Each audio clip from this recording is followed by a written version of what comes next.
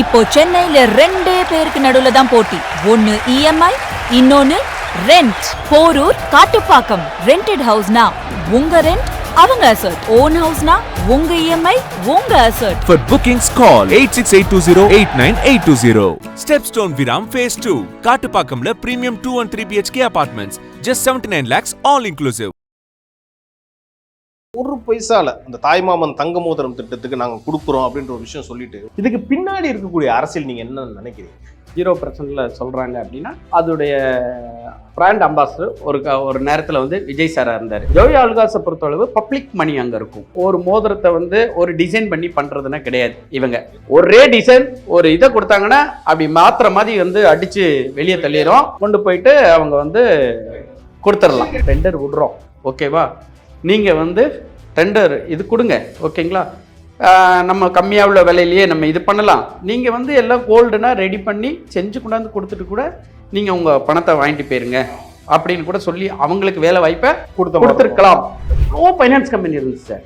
ஏழை மக்கள்கிட்ட வந்து 10% தரேன், 15% தரேன்னு எல்லா துட்டையும் உள்ளே வாங்கி குமிச்சாங்க சார். அங்கங்கே லேண்டாக வாங்கி போட்டாங்க சார். ஒரே நாளில் எல்லாம் இழுத்து மூட்டு போயிட்டாங்க சார். இந்த கவர்மெண்டால் என்ன பண்ண முடியும்?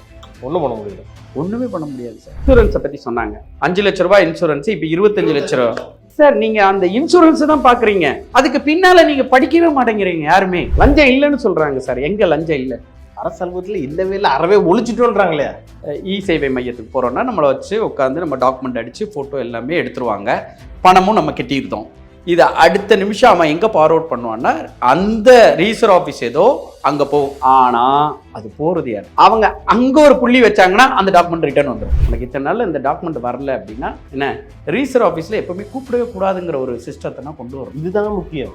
ஆமாம், இதனா பண்ணாமல் அது பண்ணால் இன்னும் லஞ்சம் அதிகமாக தான் ஆகும். டிரான்ஸ்பரண்டாக. ஆமாம், கம்மியாகாது சார். அது என்னன்னா ஒரு ஆஃபீஸில் போய் கொடுக்குற விஷயத்தை வெளியே கொடுத்துட்டு அவ்வளோதான் சார். பெரிய வித்தியாசமே, பெரிய வித்தியாசம். தலைவர் சொன்ன மாதிரி நம்மளுடைய முதல்வருடைய ஆட்சியை எப்பவுமே இப்போ குற்றம் சொல்ல மாட்டோம். ஆனால் ஒரே விஷயம், தப்பு பண்ணா கண்டிப்பா தட்டுக்கு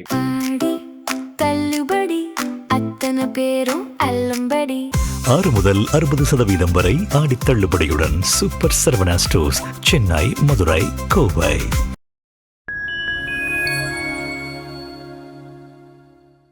ஃபைன் டைம் நேயர்களுக்கு வணக்கம். இன்று நம்மோடு இணைந்திருப்பவர் அண்ணாமலையின் ஆதரவாளர் திரு மணிகண்டன் அவர்கள். சார் வணக்கம். சார் வணக்கம்.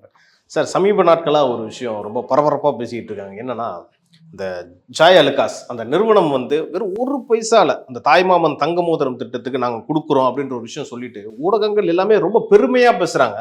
இதுக்கு பின்னாடி இருக்கக்கூடிய அரசியல் நீங்கள் என்ன நினைக்கிறீங்க? சார், அந்த நிறுவனம் வந்து முதல்ல நம்ம தமிழ்நாட்டை சார்ந்த நிறுவனமே கிடையாது, ஓகேங்களா, கரெக்டா.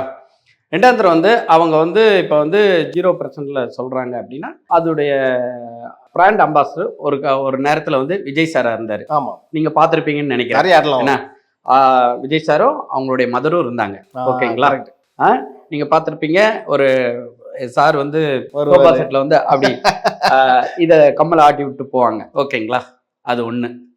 இப்போ வந்து இதோடைய 715 கோடியோ எவ்வளவோ சொல்கிறாங்க, ஓகேங்களா.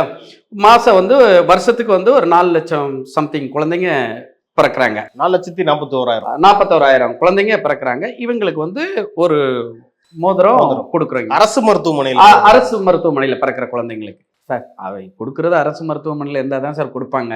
நீங்கள் வந்து சிம்ஸ்லேயோ இல்லை விஜய் ஹாஸ்பிட்டல்லையோ இல்லது வேற ராமச்சந்திராலேயோ பிறந்தா எப்படி சார் கொடுப்பாங்க? அவன் பணக்காரன் தானே சார் அங்கே பிறப்பான், ஓகேங்களா. இப்போ வந்து இந்த கோல்டுக்கு மொத்தமாக ஏதோ காசு வாங்கிக்கிடுறாங்கன்னு சொல்கிறாங்க, ஓகேங்களா. இப்போ அந்த மொத்தமாக காசு வாங்கும்போது இப்போ வந்து 15,000 ரூபாய் சம்திங் அந்த கோல்டு வந்து ஒரே ரேட்டில் தான் கொடுப்பேன் அப்படின்னு சொல்லி ஒரு அக்ரிமெண்ட்டை போட்டிருக்காங்க. இப்போ ஜோய் ஆலுகாஸை பொறுத்தளவு பப்ளிக் மணி அங்கே இருக்கும்.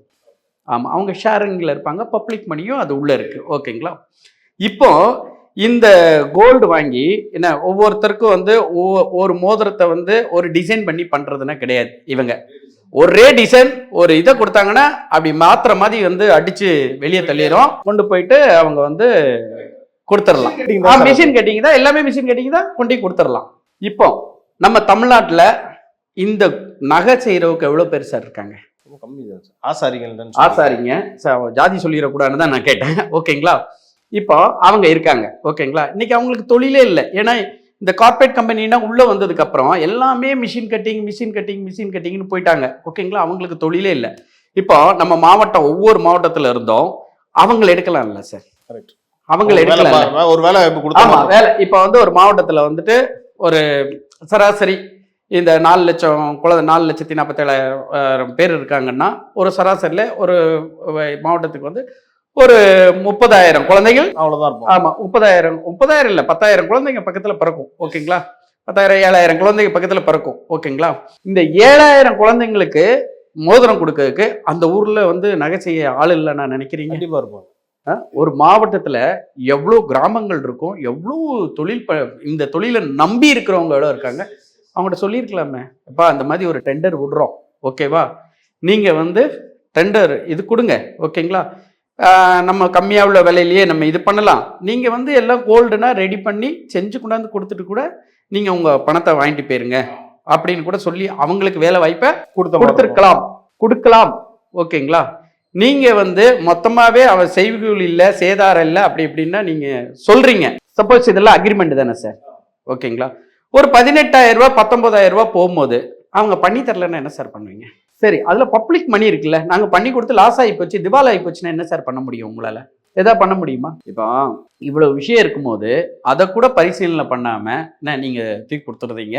அவனும் வந்துட்டு அவங்களும் வந்து என்ன பண்றாங்கன்னா, நமக்கு வந்துட்டு ஒரு பெரிய அட்வர்டைஸ்மெண்ட் கம்பெனி கிடைச்சிடுது, விஜய் சார் போட்டோவை எல்லா பக்கத்துலயும் போட்டு நியாயமான கம்பெனி, நியாயமா பிசினஸ் நடக்கு, 2ஆம் தடவை வந்து ஒரு கவர்மெண்டே வந்து நமக்கு பிசினஸ் தராங்க, இது வந்து கோடி ரூபாய் கொடுத்தாலும் இப்படி கிடைக்காது. அப்போ நம்ம முதலமைச்சரே நம்பி கொடுக்காருங்கிற ஒரு பிம்பத்தை வந்து அவங்க எடுத்துருந்தாங்க.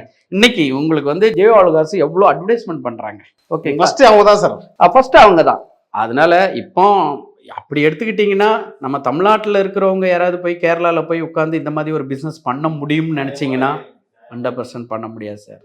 அவங்க வந்து வேற சார். இங்கே இந்த தமிழன் மட்டும்தான் ரொம்ப இழிச்சவாயனாவே இருப்பான் சார். சீரியஸாக சொல்கிறேன் சார். அதெல்லாம் மனசில் நினைக்கும் போது ரொம்ப கஷ்டமாக இருக்கும். ஏன்னா இங்கே பணக்காரனாக வரான் சார், ஏழை பணக்காரனே ஆகுறது கிடையாது. அவன் தான் ஒரு ஏக்கத்திலே வாழ்ந்து செத்துருதான். இங்கே பணம் படித்தவன் மட்டும்தான் சார் இங்கே அதிகார பலத்தில் எல்லாமே வந்து டிசைட் பண்ணுறான். பணம் இல்லாதவன் என்ன சார் டிசைட் பண்ண முடியும் சொல்லுங்க பார்ப்போம். அதாவது இப்போ உங்கள் ஸ்டூடியோக்கே வந்துட்டு ஒரு சதா நடந்து வந்தால் உங்களை ஒரு மரியாதை வேற இருக்கும், ஒரு வேற மாதிரி ஒரு காரில் வந்தால் வேற மாதிரி மரியாதை, ஒரு பென்ஸ் BMW வரும்போது உங்களுக்கு மரியாதையே அவருக்கு மாறிடுது இல்லை.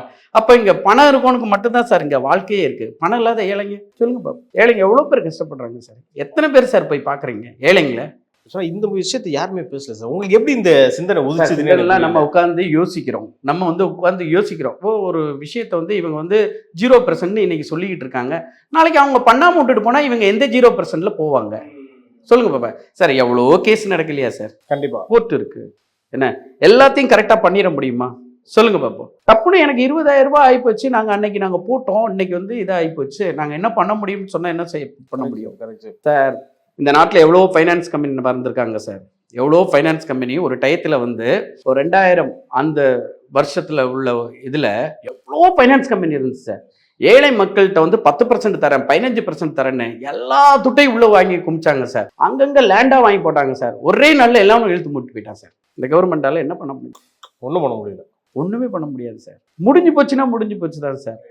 ஆமாம், ஆரம்பத்தில் வந்து நம்ம பண்ணுற ஒவ்வொரு விஷயமும் யோசித்து சிந்திச்சு பண்ணோம்னா அது எல்லாமே நல்ல விஷயங்கள்ல போய் முடியும். நீங்கள் சொன்ன இந்த அறிவுரை நல்ல அறிவுரை சார். ஏன்னா இந்த ஒரு 4,41,000 அந்த மோதிரம் இந்த ஒரு வருஷத்துக்கு தான் வச்சுக்கோங்களேன். ஆமாம், நீங்கள் சொல்கிற இந்த அறிவுரை அதுக்கப்புறம் வரக்கூடிய இடத்துல கூட நம்ம இம்ப்ளிமெண்ட் பண்ணலாம். ஆமாம் கண்டிப்பாக. அதாவது இல்லாதவனுக்கு வேலை கொடுக்கணும் சார். ஏன்னா உங்களையே நம்பி ஓட்டு போட்டிருக்கான், என்ன உங்களையே நம்பி இருக்கான். 2ஆம் தடவை வந்து வாழ்வாதாரமே நம்ம நாட்டோடைய கையில் கொடுத்துட்டு உட்காந்துக்கிட்டு இருக்கான் இவன் ஓகேவா. எனக்கு வந்து எந்திரிச்ச உடனே ஒரு பேப்பரை திருப்பும் போது கூட ஒரு நல்லது நடந்துடாதா அப்படின்னு நினைக்கிறாங்க தமிழ்நாட்டு மக்கள். இன்னைக்கு தமிழ்நாட்டில் வந்து ரொம்ப பூராக தான் சார் ரொம்ப இருக்காங்க ஓகேங்களா. ரொம்ப நம்ம ஒரு சிட்டிக்குள்ளே வாழ்கிற வாழ்க்கை வேறு சார். இன்னும் கிராமத்துக்குள்ள போனால் 100 ரூபாய் 200 ரூபாய்க்கு இன்னும் கஷ்டப்பட்டுக்கிட்டு தான் சார் இருக்காங்க. இல்லை பார்க்கறதுக்கு அப்படி இருக்கு சார். ஆனால் உள்ளே போனீங்கன்னா பாவம் ரொம்ப கஷ்டப்பட்டுக்கிட்டு இருக்காங்க. அவங்களுக்கு ஏமாத்தி பழக தெரியாது. கிராமத்து மக்களுக்கு வந்து என்ன சார் ஏமாத்துவான் சொல்லுங்க ஓகேங்களா. 10 ரூபாய் 20 ரூபா 100 ரூபாய்னா பக்கத்து வீட்டில் கடன் வாங்கி தான் அவன் சாப்பிடுவான் ஓகேங்களா. நம்ம வாழ்க்கை எப்படி இருக்கு அப்படின்னா நம்ம கார்ல போறோம் அது போறோம், அதனால அவங்கள பத்தி யோசிக்கிறது கூட கிடையாது. கண்ணோட்டத்தில் நம்ம பார்க்கறது.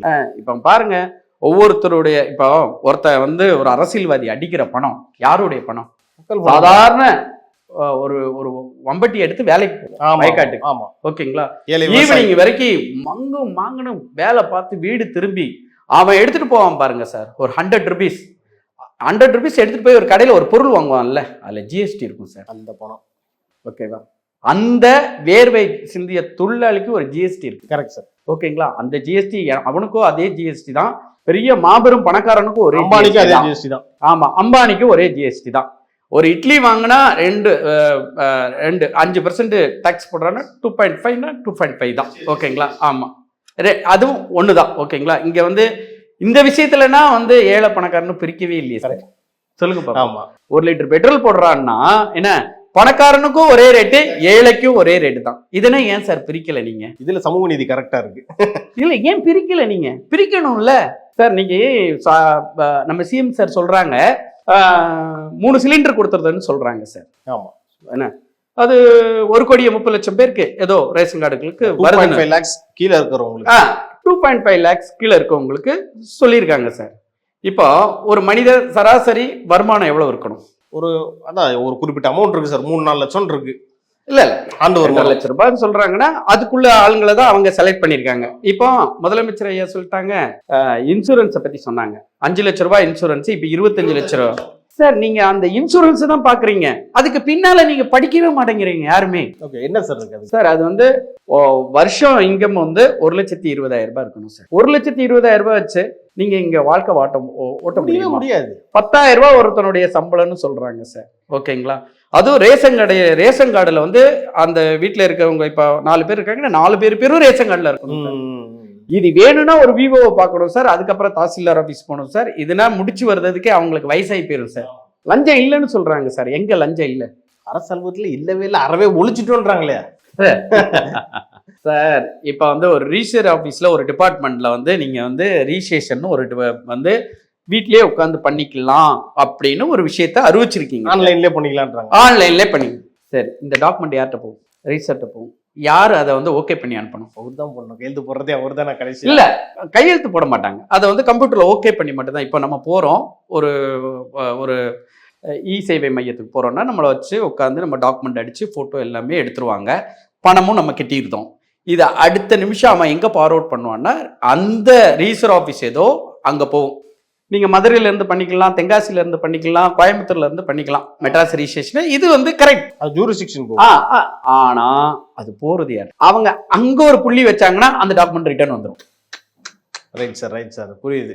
இப்போ நீங்க போன் பண்ணணுமா ரீசாருக்கு? சார் ஏன் சார் என் டாக்குமெண்ட் ரிட்டர்ன் ஆச்சுன்னு? வாங்க தம்பி, ஐயா வாங்கன்னு கூப்பிடுவாங்களா? ஆமா. இதனை சரி பண்ணணும், இது சரி பண்ணணும். முதல்ல உனக்கு இத்தனை நாள் இந்த டாக்குமெண்ட் வரல அப்படின்னா என்ன, ரிஜிஸ்டர் ஆஃபீஸ்ல எப்பவுமே கூப்பிடவே கூடாதுங்கிற ஒரு சிஸ்டத்தை கொண்டு வரும். இதுதான் முக்கியம். ஆமா, இதனா பண்ணாம அது பண்ணா இன்னும் லஞ்சம் அதிகமாக தான் ஆகும். டிரான்ஸ்பரண்டா. ஆமா, கம்மியாகாது சார். அது என்னன்னா ஒரு ஆபீஸ்ல போய் கொடுக்குற விஷயத்தை வெளியே கொடுத்துட்டு போயிடும். அவ்வளவுதான் சார். பெரிய வித்தியாசம். பெரிய வித்தியாசம். அதாவது ஒரு ரிஜிஸ்ட்ரேஷன் பண்ண போகும்போது சார், நம்ம என்னதான் வீட்டுல இருந்து பண்ணாலும் அவன் வந்து கோடிக்கணக்கில் இன்வெஸ்ட்மெண்ட் பண்ற ஒரு இடம். ஓகேங்களா? பொட்டுன்னு அடிக்கும் காத்து. ஓகேங்களா? ஒரு ரீசர் முன்னால போய் உட்கார்ந்து பண்ணிட்டானா முடிஞ்சே போச்சு. ஆனா இன்னைக்கு வந்து இந்த சிஸ்டம்னா கரெக்டா உள்ள சிஸ்டம், அதை வந்து நம்ம தப்பாவே சொல்ல மாட்டோம். ஏன்னா இன்னைக்கு ரீசர் ஆஃபீஸ்ல வந்து கியூ கட்டி நிக்கிறாங்க. பில்டர்ஸ் உடைய கூட்டம் எக்கச்சக்க கூட்டம். ஓகேங்களா? இப்போ என்ன பண்ணுவாங்க, ஒரு பில்டர் வந்து 500 டாக்குமெண்ட் பண்றாங்க, அவங்க ஆஃபீஸ்லேயே பண்றாங்கன்னா ரிலீஸ் பண்றது யாரு? அப்போ அங்க டைப் முடிஞ்சு போயிரும். ஆமா, இதுக்கு மேல என்ன எங்கெங்க லஞ்சத்தை ஒழிக்க முடியும்? நான் இப்பவும் சொல்றேன், லஞ்சம் வாங்குறவன் வந்து நான் வாங்க மாட்டேன்னு சொன்னா மட்டும்தான் இந்த நாட்டில் லஞ்சத்தை ஒழிக்க முடியும். ஒழிச்சு நான் 0.5% வாங்கினேன், நான் 1% வாங்கினேன், நான் 2% வாங்கினேன். சார், ஒரு பெரிய கிணறு இருக்குன்னு வச்சுக்கோங்களேன், 4 பேர் தாவறான். தாவரம் வந்து 3/4 விழுந்துட்டான், அடுத்த தாவரம் வந்து 1/2 விழுந்துட்டான், அடுத்து 1/4 விழுந்துட்டான், அடுத்து சொல்றான் சார் நான் நுனி அளவுல தான் விழுந்துட்டேன் அப்படின்னு சொல்றான். 4 பேருமே எங்க சார் விழுந்தாங்க? கிணத்துலதான் விழுந்தாங்க. அப்புறம் என்ன சார் இருக்கு? 4 பேருமே நனைஞ்சுதான் சார் வெளியே வருவாங்க. திருடனாய் பார்த்து திருந்தாவிட்டால் நாட்டை திருத்தவே முடியாது சார். இங்க எல்லாருக்கும் எல்லாம் தேவைப்படுது சார். இங்க வந்து மனிதனுடைய ஆசை டிஃப்ரெண்ட் ஆகி போச்சு சார். ஏழையாவே இருந்துகிட்டு இருக்கான், பணக்காரனாவே இருந்துகிட்டு இருக்கான். சொல்லுங்க பாப்பா. இந்த இப்போ சென்னையில நம்ம நார்மலா 50,000 ரூபாய் சம்பளம் வாங்கி எதாவது பண்ண முடியுமா? முடியாது சார், வாய்ப்பு இல்லை. வாடகை டாக்ஸ் கரண்ட் பில்லு. இன்னைக்கு கரண்ட் பில்லுனா உங்களுக்கு தலையை சுத்தும் கேட்டிங்கன்னா. ஆமா, நான் 4000 ரூபாய் கட்டிக்கிட்டு இருந்தேன், திடீர்னு பாத்தீங்கன்னா 13,000 ரூபாய் 14,000 ரூபாய் கரண்ட் பில்லு. ஸோ இதனா நம்ம கேள்வி கேட்க முடியாது, 3 மடங்கு அதிகமாயிட்டு இருக்கு. கேள்வி கேட்க முடியாது சார். கேள்வி கேட்டா நீங்க கரண்ட்டை கட் பண்ணிடுவாங்க. நீ கட்டுப்பா, அதுக்கப்புறம் நம்ம உட்காந்து ரூம் போட்டு பேசலாம். என்ன ரூம் போட கூப்பிடுவாங்களா என்ன? அது வாய்ப்பு இல்லை. முடிந்தது சார். நடக்கிறது தான் நல்லதா நடக்கணும்னு ஆண்டவனை வேண்டிக்கணுமா வச்சு முடிஞ்சதவே தான் இருக்கும். நாங்க எப்பவுமே எங்க தலைவர் சொன்ன மாதிரி நம்மளுடைய முதல்வருடைய ஆட்சியை எப்பவுமே இப்போ குற்றம் சொல்ல மாட்டோம். ஆனா ஒரே விஷயம், தப்பு பண்ணா கண்டிப்பா தட்டுக்கை. கண்டிப்பா. ஆமா, அப்போ குற்றமே சொல்ல மாட்டோம். ஒரு வருஷம் உங்க லைஃப்ல வந்து நீங்க அழகா என்ஜாய் பண்ணிருங்கன்னா நாங்க விட முடியாது. நான் விட மாட்டேன் சார். நம்ம அந்த மாதிரி கேரக்டர் கிடையாது. தப்புனா தப்புன்னு சொல்லி தானே சார் சொன்னேன். அப்புறம் ஜனநாயகத்துல ஒண்ணுமே இல்லையே சார். சொந்த கட்சியா இருந்தாலும் சரி, எதிர்கட்சி யார் சார் நண்பனா இருந்தாலும் தப்பு தான் சார்.